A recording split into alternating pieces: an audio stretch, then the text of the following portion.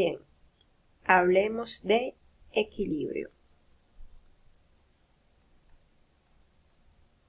En cursos anteriores hemos hablado de que una partícula puede tener dos tipos de equilibrio. Equilibrio estático y puede estar también en equilibrio dinámico. El equilibrio estático se refiere a cuando la velocidad del cuerpo o es cero o está en reposo. Y el equilibrio dinámico se refiere a cuando lleva una velocidad constante diferente de cero, es decir, en un movimiento rectilíneo uniforme.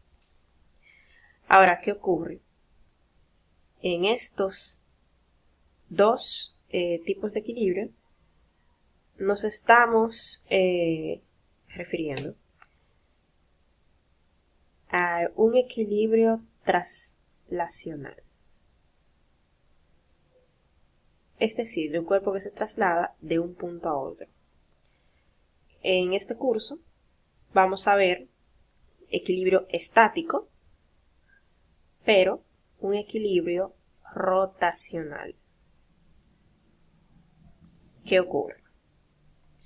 Imaginemos que tenemos,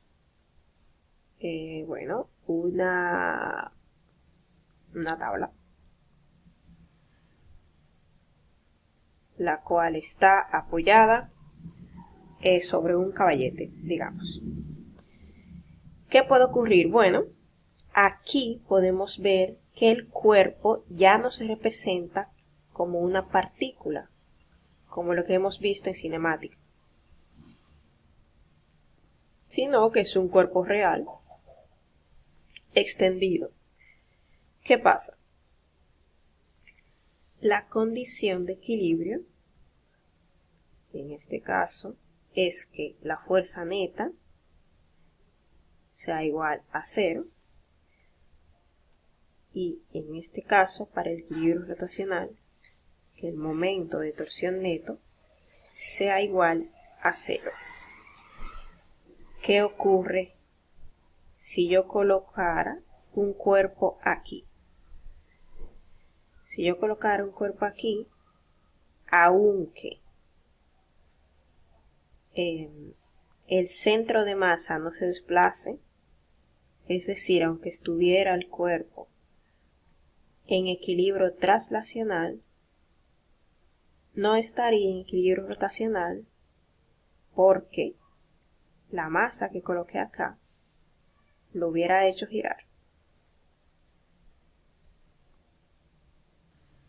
Recordemos que el momento de torsión es el producto vectorial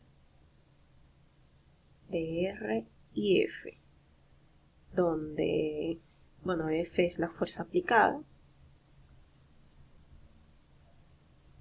y R es la distancia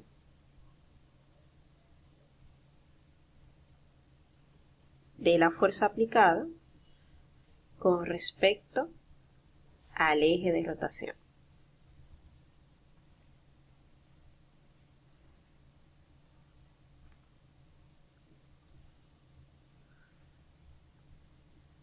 Estas son las dos condiciones de equilibrio para un cuerpo rígido. Veamos un ejemplo. Vamos a imaginar que tenemos dos estantes de botellones exactamente iguales.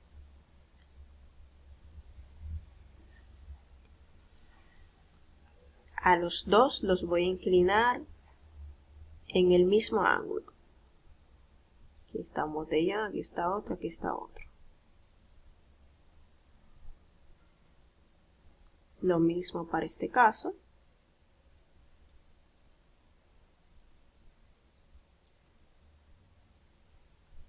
Ahora, vamos a suponer que en el primer estante hay un botellón lleno y yo lo pongo abajo. En el segundo estante, voy a suponer que el botellón que está lleno, yo lo puse arriba. A los dos estantes les apliqué una fuerza que hizo que se inclinaran. Ahora, ¿qué ustedes creen que puede pasar? ¿Qué es lo más probable que ocurra? Bueno, aquí tenemos el caso 1 y tenemos el caso 2. En el caso 1, ¿qué puedo observar? Bueno, como los dos botellones de arriba están vacíos, yo sé que el centro de masa se encontrará muy bajo. Voy a suponer que por aquí se encuentra el centro de masa o centro de gravedad. En el caso de el botellón que está lleno está arriba, voy a suponer, bueno, pues que el centro de masa se encuentra aproximadamente por aquí, arriba. Entonces, ¿qué va a ocurrir? Si ustedes se fijan aquí, cuando yo deje de aplicarle la fuerza externa a ambos casos, a los cuerpos, la fuerza que yo voy a tener actuando será básicamente por la masa del sistema. Ahora, si ustedes se fijan, en el primer caso, la distancia entre el eje de rotación, que sería esta patita, y el centro de masa, fíjense la magnitud, mientras que en el segundo caso, la distancia entre el eje de rotación y el centro de masa, que es la fuerza que haría que el cuerpo rotara, miren la magnitud que tiene. Entonces, aquí en el primer caso, podemos ver que el momento de torsión en el primer caso va a ser menor que en el segundo. No solo eso, sino que si nos fijamos en el área de soporte de la estructura, que sería el área donde, bueno, entre las dos patitas, se supone que estas son líneas rectas. ¿Qué vemos? En el primer caso, el peso del cuerpo actúa en el área de soporte y restauraría la posición de equilibrio de la estructura. Mientras tanto, vemos que en el segundo caso, el peso actúa fuera del área de soporte, lo que haría que el cuerpo irremediablemente no regrese al equilibrio.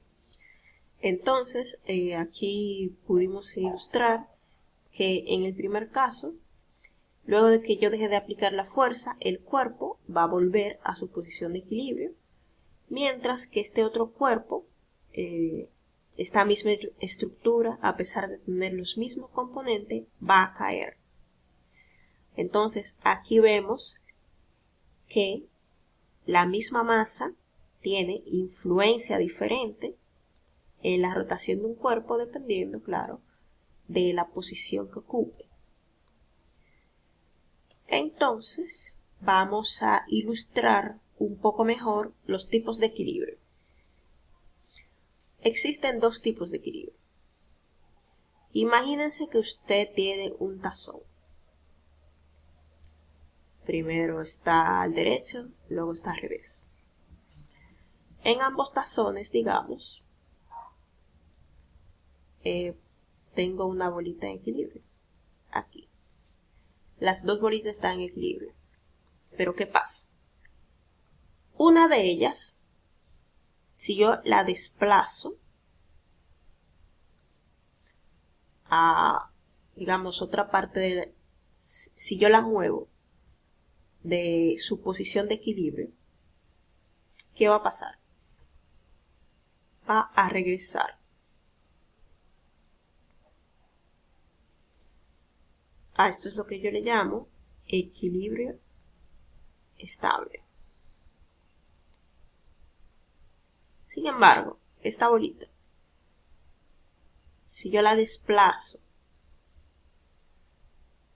¿qué va a ocurrir? No va a volver al lugar donde estaba, donde se mantenía inmóvil, ¿cierto?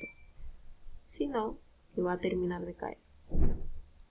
Entonces, aunque las dos bolitas inicialmente estaban en reposo, en este caso, al yo desplazarlas, van a volver a su posición de reposo original, mientras que en este caso no va a ser así.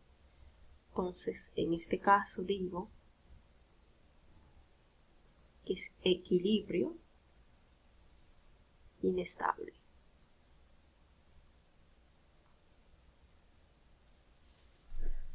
Y bueno, así infinidad de ejemplos. En el próximo video vamos a ver cómo resolver ejercicios para equilibrar un cuerpo.